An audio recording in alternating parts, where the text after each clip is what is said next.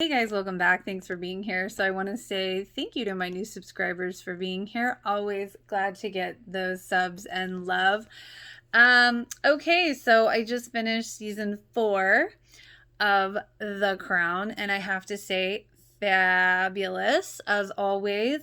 Definitely, I think, a bit of a different vibe this time around, but looking back, I think each season had its own kind of vibe. I will say that I was surprised not to get the actual wedding. What we got in the trailers was pretty much what we got in terms of that. And it wasn't as much Diana or Charles as Diana and Charles as I thought we would get. But honestly, there's so much going on that it really isn't that big of a deal. And there's definitely, we get a glimpse into Di and Charles's private world, or what is perceived to be their private world, because I have to say I do wonder how many liberties were taken, how many imaginative blanks were filled in here. But it is very intriguing, because I will say Charles is not painted in a flattering light. There are some moments where you go, oh, okay, he is human. Okay, cool. And then you're like, oh my God, you are a narcissistic asshole. And then you get to that point where you're like, well, he was kind of raised that way. So, it's kind of give and take. But honestly, the way he's portrayed in this is not flattering at all. Like, at one point, I think I was feeling sorry for him, and then the next I was just like, no. Because there's actually a point that the queen does go off on him and is like, no one's feeling sorry for you. And it's like, you're right. There were a lot of really awesome moments, like when Anne kind of went off on Charles too, because he was just feeling sorry for himself, and he was just so like, oh, poor me, wah, wah, wah, I can't be with the woman I want to be with. And so he was just a complete jackass to Diana. I mean, there were times it just cringeworthy, like, oh my God, like, who? But Anne is such a powerhouse, and we see this almost like human side of everybody. This season was definitely about taking off the shiny veneer of the queen and the royal family, and they were all kind of like circling that, getting close to the neighborhood of being emotional or human or whatever you want to call it. It's a very intriguing thought, like, to kind of see these people's internal struggle with things. And I think that's what really keeps me involved, because, you're seeing, like, you're getting these different ideas and perspectives, like, oh, okay, I never really thought about that. Now, he didn't have a lot of moments, but Andrew, oh my God, I loved him. He was cocky. He was kind of bratty in a way, but I really liked him. Like, he was just fun. And I was like, man, I can totally see why him and Fergie would have gotten along. Like, he was definitely, I think, more of one of the more normal type people, being a royal. He was definitely a lot more outspoken, I feel like. And then, we see Edward, and he's definitely bratty. I was like, oh. And then, speaking of bratty, like, the portrayal of Margaret Thatcher's son, didn't really care for him. And I have to say, there was a lot going on with Margaret Thatcher's story too, which, by the way, Gillian Anderson rocked in this role. She nailed it. Bravo. The guy who plays Philip, oh my God, I love him. And we got to see a more human Philip too. He had some moments with Diana that were just like surprising. I was like, wow. And speaking of actors, Helena Bonham Carter is amazing as always. Magic in the Forest. I did think it was funny because I did like it when the queen goes to her secretary to arrange meetings for her children. I'm like, you can't just call them on the phone. You're their mother. Like, that was funny, but not surprising. And then, like, I thought it was really interesting when, before the wedding, Princess Margaret was like, I don't think this wedding should go through. Like, she's having these bad, like, omens and things. It's like, see, like, if this is true, then the signs were really there. Like, it was actually voiced. There was another moment that I really liked, and you kind of saw the queen scold Charles in defense of Diana. And I really liked that, and I hope that that really happened. But again, I don't know how many liberties were taken with this. So it was just, but, for me, being a Di fan as long as I have been, it was nice to see that regardless. Oh, and speaking of the queen, who else nailed it when Philip was like, you have a favorite child too? And like, I totally figured out who was the queen's favorite child. That was so obvious. My favorite too. I did think it was kind of sad when you hear the queen talk about, bath time with her kids and how she realized she didn't know how to hold them or touch them or be emotional with them. And I was just like, oh my God, like you think these things, okay, they're not very emotional people, but it was just wild. Like, again, I mean, it's like, oh, that gets you right in the feels, So when Di and Charles are in Australia, I have I have conflicted feelings on this because he starts being nice to her, like, and it seems very genuine, and there's this part of me that wants to believe it's genuine, and I'm just like, oh, this is lovely. And then I think, is he really caring about her, or is he just doing this to get the spare to the heir? You know what I'm saying? So it's like, it's kind of conflicting. Like, I feel like very conflicting. And then, like, but you see that moment, at least in the show, when Camilla calls and he doesn't return her call, which, again, I feel like that's suspect, but I'm just like, okay, I want to believe it. I'll accept it for the moment.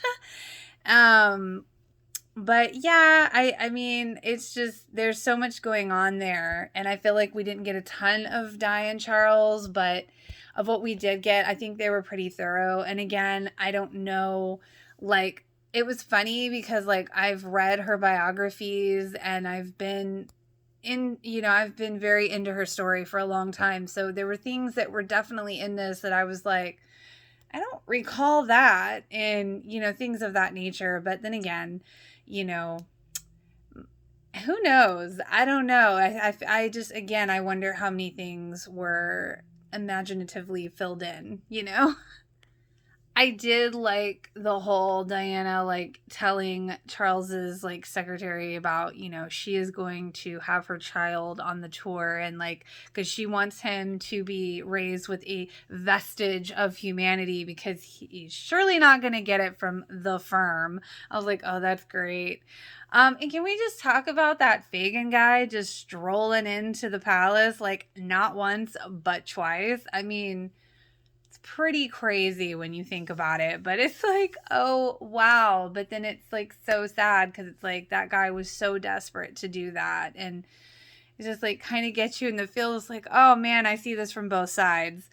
So I have to say, like, Philip's speech for Edward's birthday and that whole scene was kind of awkward, but I guess only he could get away with being so distractingly eloquent, right? And I thought it was funny that Anne was the one who had, like, all the info on Charles and Diana's marriage and the sad state that it was in at that time. I just thought it was funny because she's, like, just so matter of fact about it. Like, just straight shooter. When we see Charles acting so petulant and resenting Diana because she became more popular than him, that was so incredibly like hard to watch, because it's just like, oh my God, dude, out of anybody in the world, you could get like the best therapist. You need that. You need some therapy, man. Like, work on that insecurity. And speaking of that, when Andrew called Charles an insecure, jealous fool, I was like, yes, come through, Andrew. This is why you're my favorite. And I really love the kind of banter that the Queen and Philip have in this season. Like, when she's all like, who is Billy Joel? And he's like, Billy Joel? I'm sorry. And then he's like, oh, why haven't you ever danced for me like that? And it was a cute moment until she's like, because you had other girls to do it for you. I was like, ooh, this went from cute to like, I want to leave now quietly. Okay, so there's a moment when Diana goes to the Queen and she's literally like begging for her help, and she hugs her. And the Queen just is like doesn't move, doesn't put her arm around her. It was funny, but it was more heartbreakingly desperate, like on Diana's part, because it was just like, oh man. But then like, I did enjoy seeing the Queen like, consider Diana's position for like a split second.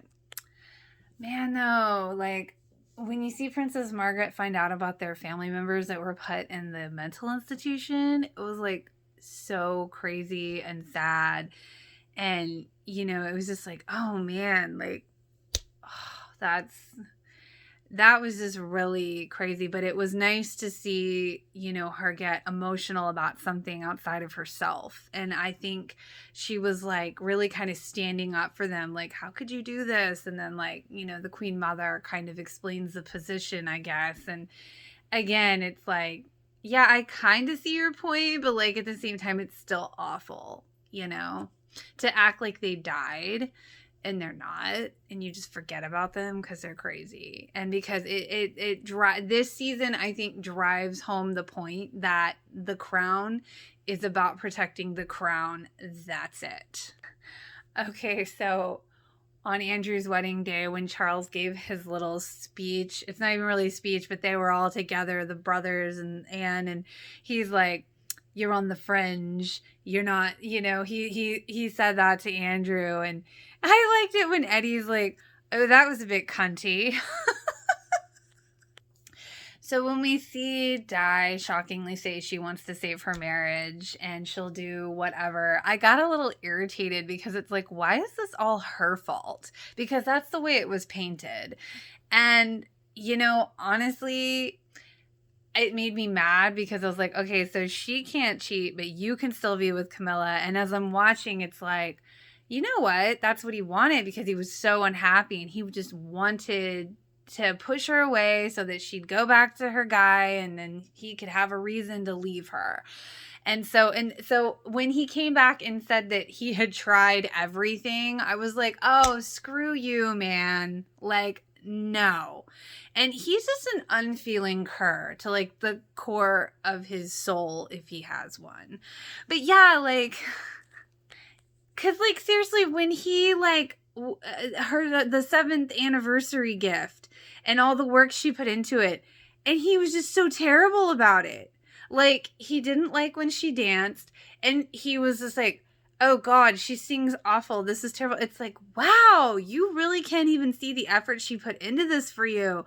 So I really loved it when he was bitching about this. And then Anne was all like, hey, she like let him have it. I love Anne because she is straightforward. She is no BS. And I'm glad that somebody was letting him have it, because good Lord, he needed a reality check. So like, when Diana goes to the hospital in New York and she hugs the little boy, did anybody else get teary-eyed? Because I did. I was like, oh my God.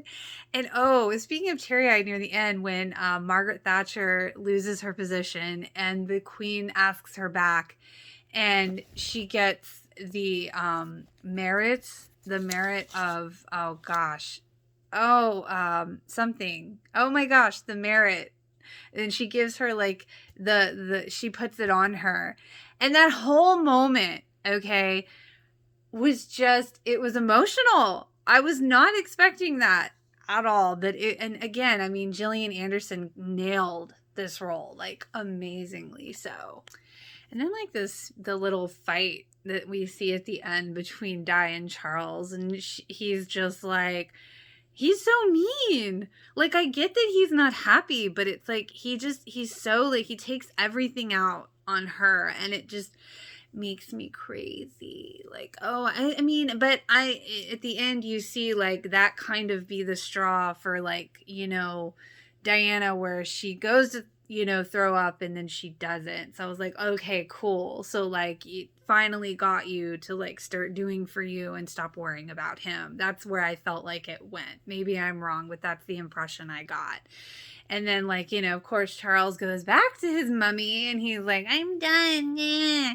And again, I love seeing her verbally bitch slap him, because she's like, what are you complaining about? Nobody's going to feel sorry for you. It's like, right? Bravo, preach. But I like that moment at the end also with Philip and Diana, because they're both outsiders. And, again, I really feel like Philip came through with being more human and open and emotional. And he's like way more likable. Like, it's interesting how they kind of crafted this season. So it's just so well done, and bravo. Season 4 was phenomenal, and I fully expect seasons 5 and 6 to be the same. I'm super excited that they have been greenlit for like 2 more seasons, so we still have more to look forward to.